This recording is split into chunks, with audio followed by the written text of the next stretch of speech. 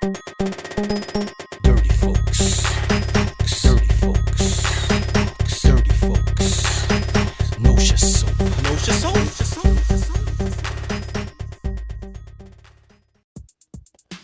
Welcome to the Dirty Folks podcast. This is Dirty Folks. And I wanted to talk about nature roles. I don't call them gender roles, nature roles. And it all comes down to control versus power. Essentially, matriarchy wants control, patriarchy seeks power. The easiest way to break that down is this. Electricity is power. Electricity can be a useful tool. It turns your lights on, keeps your heat, your furnace going. Or electricity can kill you. A lightning bolt can kill you. Control is like the light switch. You can have 50,000 watts of raw power controlled with a $1 light switch. What happens in America, especially over the last 60 years, as the feminine principles have been forced upon America in the forms of the alphabet community and feminism, is people mistake control for power. They mistake money for power. But money isn't power. You can have money and I rob you. Does that you feel powerless now, right? Influence is a form of power. There's a dude in Parkway Gardens that can get you killed for a $5 bag of weed because he has influence. So he has a power over your life and death. There's a millionaire who's somewhere getting half his money taken by some chick he thought he was in love with. So money isn't power. Money is a tool to get stuff. Women like stuff, so men need money to get women so he can buy stuff. Or women need her own money so she can buy her own stuff. But it's not power. It's not. Even politics, although it's a form of power, politics is literally the business of business. So it's not about protest parades. It's not about social services or anything else. All those things are part of a bigger scheme that's funded by somebody who runs a business and thinks it's the best business practice or module for themselves so they can maintain power. So even politics, you can say the power of politics, but that's the business of business. So unless you're supporting a business interest and that business entity is supporting what it is that you're about, you just voting for ideologies. And ideology is only as powerful as your emotional attachment to them, right? People change religions. You go from Christian to Muslim. Like there's, whatever your identity is at that time. That's if you don't have a corporate backing, if you're not appreciating the business of business, then even that's just giving away your power. I wanted to address this because I have childhood associates. I won't go as far as saying friends. I have childhood associates that irritate the shit out of me. And their thing is, and most of the ones that irritate me, I'll be honest with you, most of the ones that irritate me were raised by their grandmothers. That means that your dad wasn't in the picture, your mom was a deadbeat, and they pushed you on your grandparents. So your grandparents they obviously didn't do a great job with your parents, or your parents would have parented them.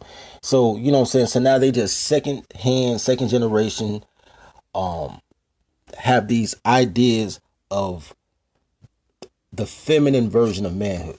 So women think that men should be strong, men should be in control. When they say leaders, they don't mean leader as in merit. They mean that they want men to be in control of the situations. That's why they gravitate toward the Arthur Fonzarellis. Dude can't even read, but he's cool and people like him. They're like, oh my God, he has people around him, and they think that that's power. And I guess at some point it is. Entertainment is power in its own extent, but that's not the snap your finger and and everything happens type of power. That's the show. That's the 5% show that'll miss the 95% of business that they don't have. So anyway, so this is how they irritate me. So they come to me and they say, yo, we see what you're doing out here. We see you making moves, fam. But you making moves without us. We should make our own moves.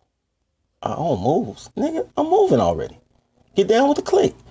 No, we should do something together. Because they feel like less of a man being under a man, which is the most retarded feminist practice ever. That's just you can tell motherfuckers raised by women when they say goofy shit like that.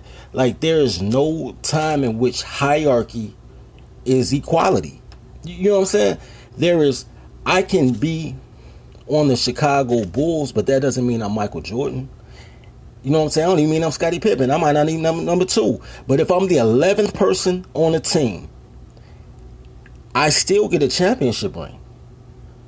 If I'm one of the no-name people who never got ticked with LeBron James, and LeBron James carried people to the finals 9 straight years, I went to the finals just for hanging with LeBron. Nobody knows my name. Nobody buys my jersey, but I'm part of something bigger than me. Males need other males, and they fall into the hierarchy. This is every group of males you've ever seen, right?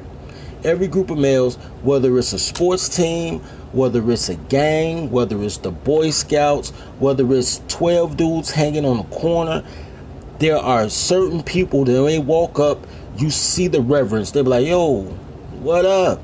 And then there's certain dudes that you send to the store, like, yo, why don't you run to the store for us while we have, maintain our vibe over here.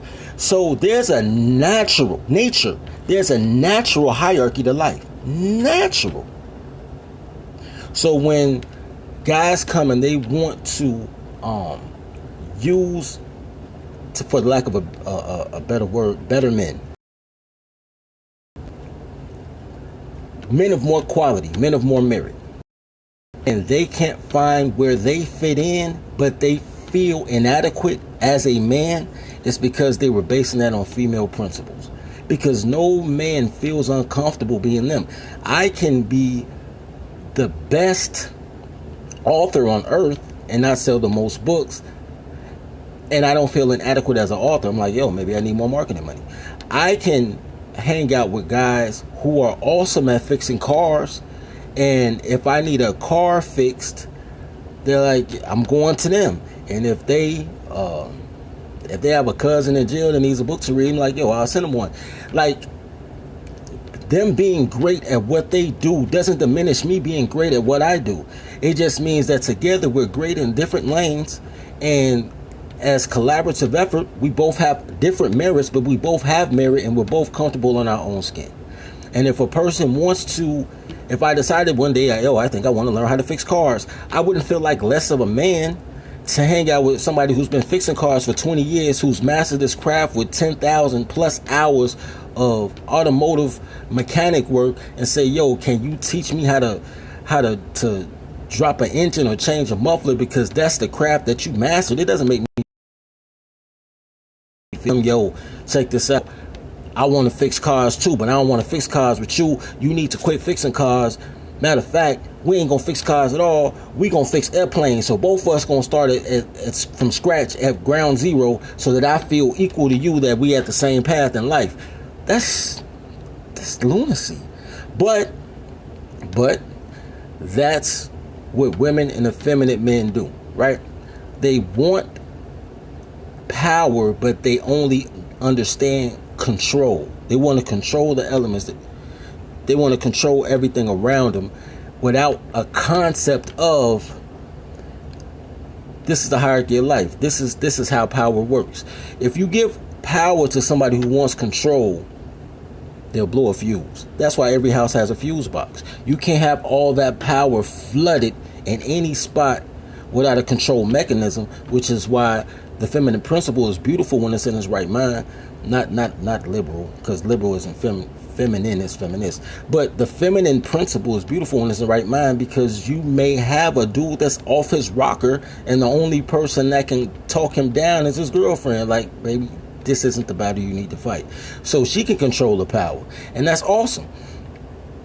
But when you put control and power, I don't care if it's a single mother or a guy who decides one day that he wants to be a man, or a baby boomer who did drugs from 1969 to 2015 and went to rehab, came back and decided that he deserves respect just because he's the quote-unquote elder. Power is based on network and resource. There's no entitlement to power. No entitlement to power. Anyway, that's all I got to say about that. Love each other as you love yourself. Feed the pack. Tyler's gonna top.